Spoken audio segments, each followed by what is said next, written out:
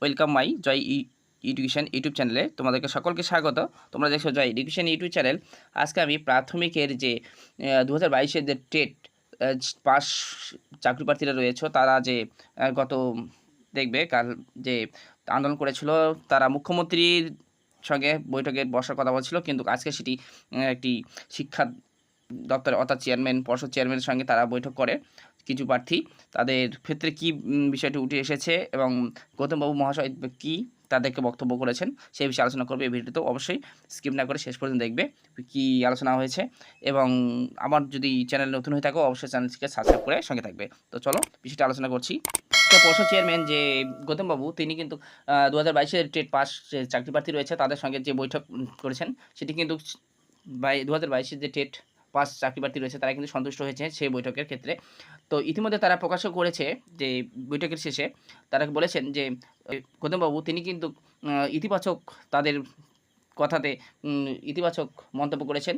তিনি বলেছেন যে ইতিমধ্যেই তাদের নিয়ে চিন্তাভাবনা হয়েছে, 2022-এর যে চাকরি প্রার্থী রয়েছে তাদের ক্ষেত্রে আলোচনা করেছে। ইতিমধ্যে তারা কিন্তু শিক্ষা দপ্তর একটি চিঠি পাঠিয়েছে। তো সেখান থেকে ইতিবাচক যদি পদক্ষেপ করা হয় তবে কিন্তু তাদের নিয়োগের ক্ষেত্রে একটি পরবর্তী পদক্ষেপ নেওয়ার সম্ভাবনা রয়েছে। তো অবশ্যই সেক্ষেত্রে আমি বলবো যে গৌতমবাবু তিনি কিন্তু এমনকি তাদের ক্ষেত্রে বলে যে আমি তোমাদের পিতৃতুল্য, আমার কথা তোমরা বিশ্বাস রাখো। তো এই ধরনের তিনি কিন্তু বক্তব্য আজকে পেশ করেছেন। তো ইতিমধ্যে তাকে বলবো তো যে বিষয়টি শিক্ষা দপ্তর থেকে যদি পদক্ষেপ করা হয় তবে কিন্তু এই যে 20 থেকে 22 যে টেট পাস রয়েছে প্রত্যেকের কিন্তু যে ভ্যাকেন্সি সেই ভ্যাকেন্সিকে পূরণ করার একটা সম্ভাবনা রয়েছে। এছাড়াও তারা কিন্তু তাদের কাছে একটা ভ্যাকেন্সি যে 50,000 কিন্তু একটা ভ্যাকেন্সি বের করতে হবে, এই দাবিও ছিল কিন্তু তাদের ক্ষেত্রে। তো এই বিষয় নিয়ে তিনি কিন্তু এই বিষয়ে এখন কিছু বলতে পারেনি। তিনি একটাই বিষয় বারবার বলেছেন যে শিক্ষা দপ্তরে ভ্যাকেন্সি বিষয়ে জমা দেওয়া হয়েছে। শিক্ষা দপ্তর থেকে যদি এবং সরকার যদি এই পদক্ষেপ নেয় তবে কিন্তু এই নিয়োগ করা সম্ভব হবে। যে গৌতমবাবু তিনি বলেছেন, পর্ষদ চেয়ারম্যান তিনি একদম স্বচ্ছতার সঙ্গে তিনি স্পষ্ট ভাষায় তিনি ব্যক্ত করেছেন।